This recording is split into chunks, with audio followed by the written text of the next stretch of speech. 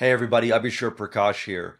Last night, Alberta's Premier, Danielle Smith, held a televised address, and she announced that in the fall referendum, there will be a question on whether Alberta should remain part of Canada or leave.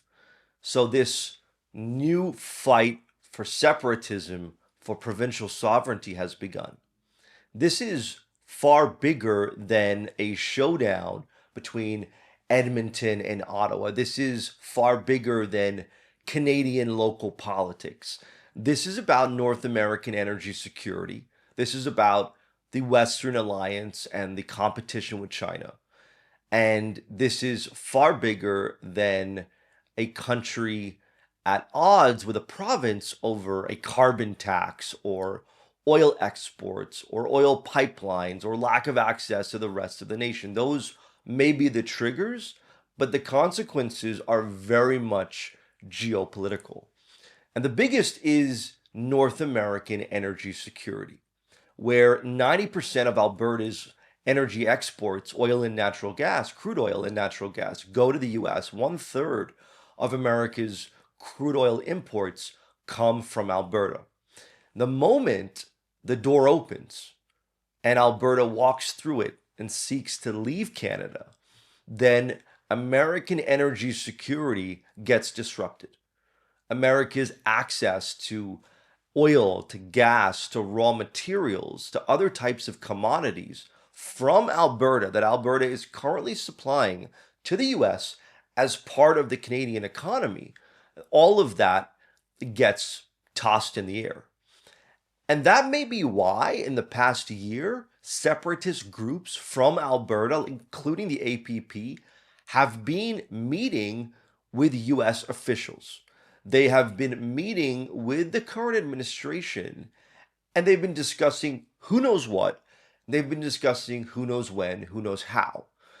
What is clear, though, is that Alberta's wave of separatism is taking place in tandem with America's interest in Canada, and not an interest in reshoring up our trade relationship, but in America's interest in 51st state, that rhetoric that we've seen now since 2025. So if there is already some kind of back channel conversations taking place between separatist groups and the current administration, then if Alberta votes yes, one of the first deals and integration could be between Alberta's energy sector and the US. The US may not want that to suddenly fall apart. It's also about energy security within Canada. The British Columbian electrical grid is deeply integrated with Alberta's electrical grid. They actually share electricity when one of them has a surplus. The Trans Mountain Pipeline, which takes energy from Alberta to ports in British Columbia, supplies a lot of British Columbia's fuel motor. So all of that now gets equally disrupted if Alberta votes yes. How does the Albertan energy reach British Columbia? And how does British Columbia function if Alberta decides to turn off the taps? So that could require a new kind of federal government energy intervention. So all of this is completely linked to Alberta leaving Canada.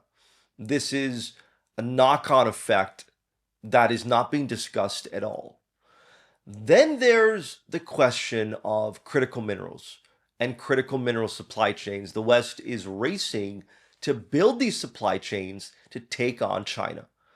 And a big part of that is depending on countries like Canada that have vast reserves, including in Alberta.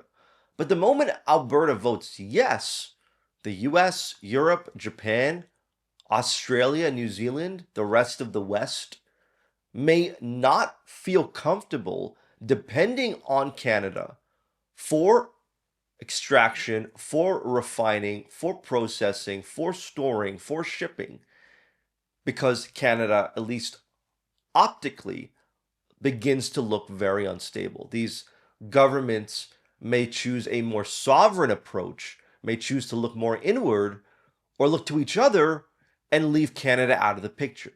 So Canada's ability to contribute gets rolled back, and Canada's place in the West and Canada's ability to help the West gets fractured, and the West's ability to take on China gets pushed back down a notch because key Western partners become more embroiled in their internal challenges than in the external challenges. Now, speaking of external challenges, Canada wants to become a middle power. Now, I'm not a big fan of that expression, but nonetheless, Canada is looking to diversify from America and approach its future through a far more sovereign lens. Now, so far, Canada has been looking eastward towards Europe for reshoring the Western Alliance, for security. However, Canada's economic prospects, they lie westward towards Asia, towards markets like China, like India, like Southeast Asia, and then Africa. And the only way Canada can access Asia and Africa is through ports on the West Coast. And to access those ports, one of the big ideas of the federal government is to build a brand new efficient corridor that moves goods from eastern Canadian provinces like Ontario to ports in British Columbia. And to do that, they have to pass through Alberta. So if Alberta votes yes, and again, only 30% of the province wants to secede from Canada. Alberta's population is around 5 million people. Only 30% of that currently supports separatism. But if the door opens and Alberta walks through it, then Canada's ability to access Asia and Africa gets paralyzed. And ironically, Canada may then have to move its goods through America to access ports in British Columbia in order to reduce reliance on America.